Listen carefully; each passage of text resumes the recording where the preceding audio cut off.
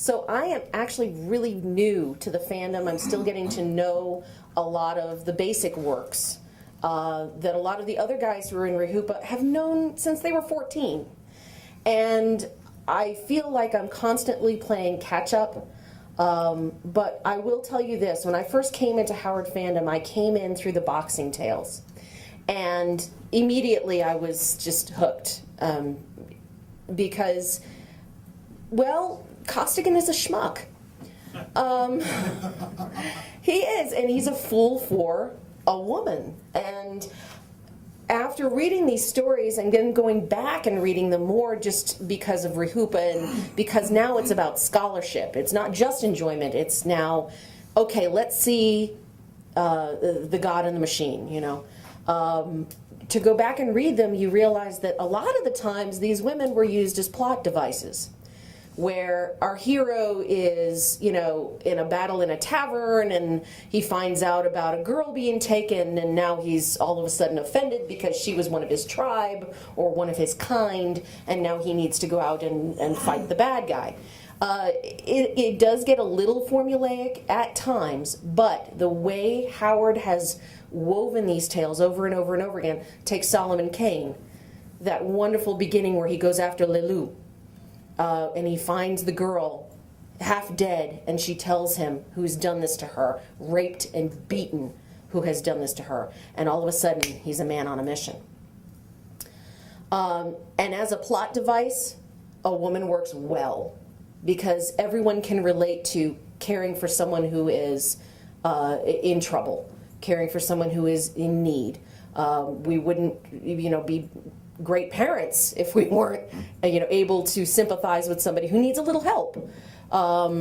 So there is that aspect to Howard's women.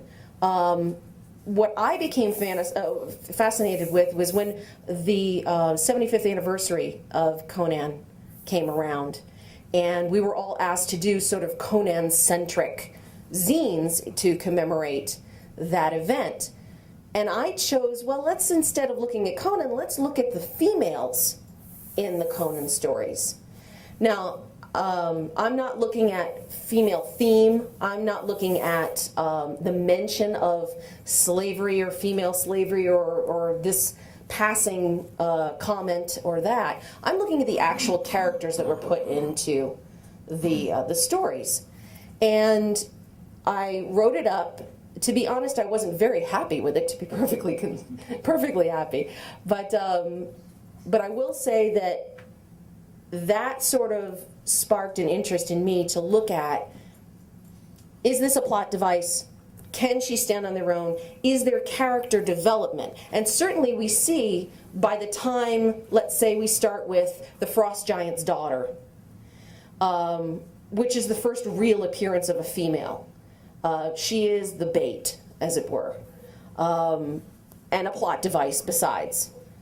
But by the end of it, we have Red Nails, we have Valeria, or Valeria, I've heard both pronunciations, where this is now someone who's almost on a par with Conan in her fierceness and in her reputation and in battle. She's not scared of anything, you know. She is still a female at heart, but she's not weepy, weepy, help me, help me. And to see that character progression, I think shows a maturity on Howard's side, because we start him off in his career, he's what, 17, 18, and he ends at about the age of 30, and he's seen a little bit more of the world. He's been to a bawdy house or two, perhaps, and he's definitely had conversations with Novlin, has been around her, and is almost sees her as, okay, well, this chick's a bit of a challenge because she's not what I thought she was. And so it gets reflected in his writing. And there's a lot of folks out there who say that Dark Agnes or even Red Sonja were inspirations from Novlin. I don't know that there's any conclusive proof of that, but I can't say no. But what I will say is, out of all the females, there are two that I have as favorites. The first is Olivia, and the name of the short story escapes me. I'm so sorry. Iron Shadows in the Moon. Thank you very much. Iron Shadows in the Moon. Where there is actual character progression, where she makes a conscious decision to help Conan out. And, at the beginning, she's sort of this slavish, terrified little girl. And at the end, she's actually a helper. And it's progress that we hadn't seen in previous stories. So I really like Olivia. I like her as sort of a, I don't know if you call her a benchmark or Transition. She is a character where you can go, oh, okay, great, she's a real person. She's not just this one-dimensional, weepy, weepy, help me. She can make decisions on her own. She has a sense of free will. She's a rounded-out character. And then you get, my other favorite character is Agnès de la Fer, Dark Agnes, who just decides that she's going to be the first damn feminist. And in the Blades of France,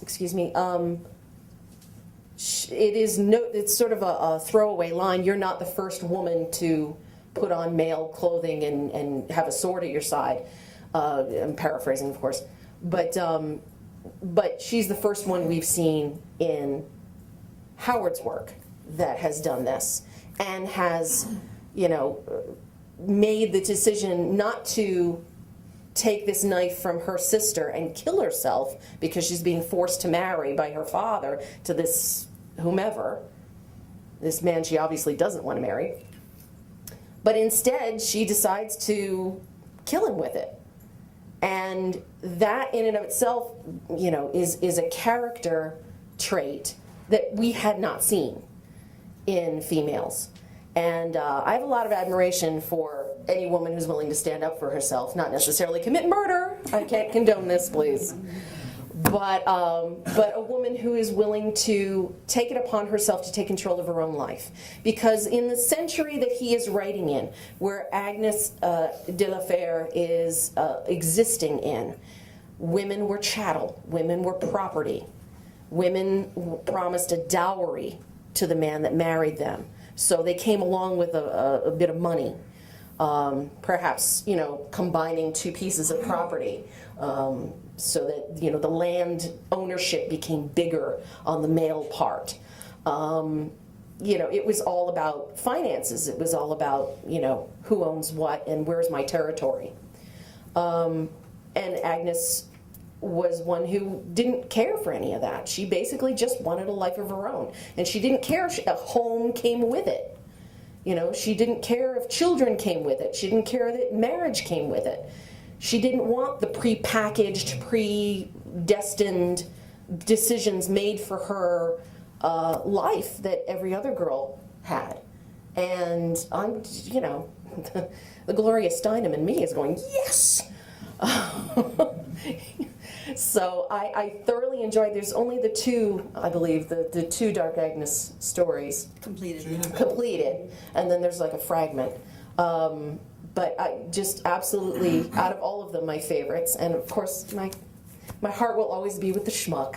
But I gotta say that if Koskinen ever met Agnes, he'd have his hands full. But that is pretty much all I had to say on the subject. Does anybody else want to have a question or anything like this?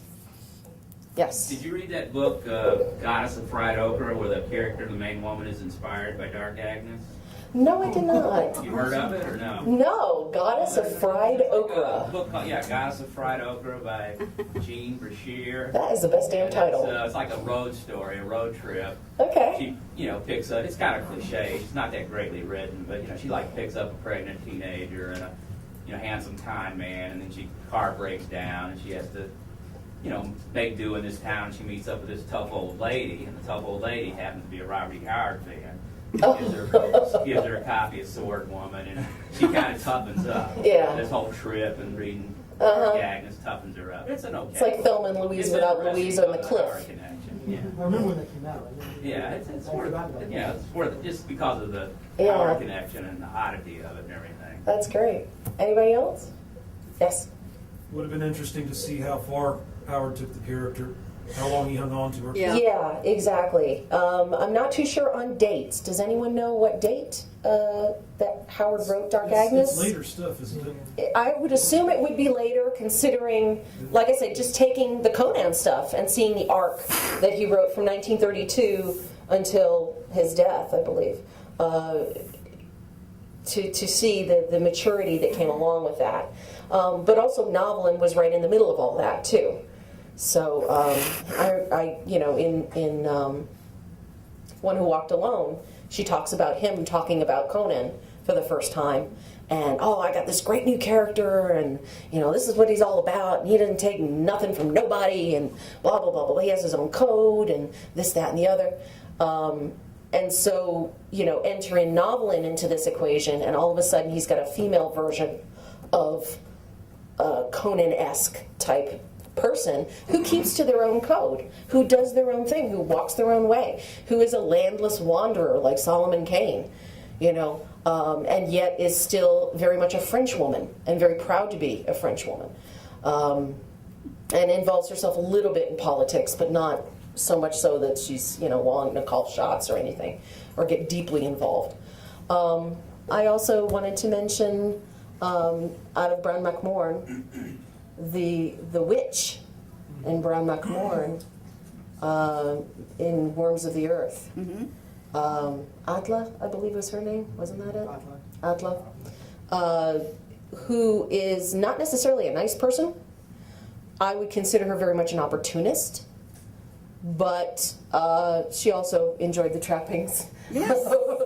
of being a female. Although she did have him sort of, sort of a blackmail situation, but it was. I mean, but he figured ugly girls need love too, so why not? And so I did admire the fact that she was wise in the ways of dark and deep things, and that he sort of recognized that and said, "Oh, all right," instead of going his own way and doing his own thing and saying, "Forget you, lady, I'm leaving." She was made part and parcel of that story, not as a plot device, but as a resource in that story. Yes. Wasn't he friends with C.L. Moore, too? Robert E. Howard? I believe they were. Yeah, they were correspondents. Yeah. One of the Dark Agnes. Yeah. Yes. Okay.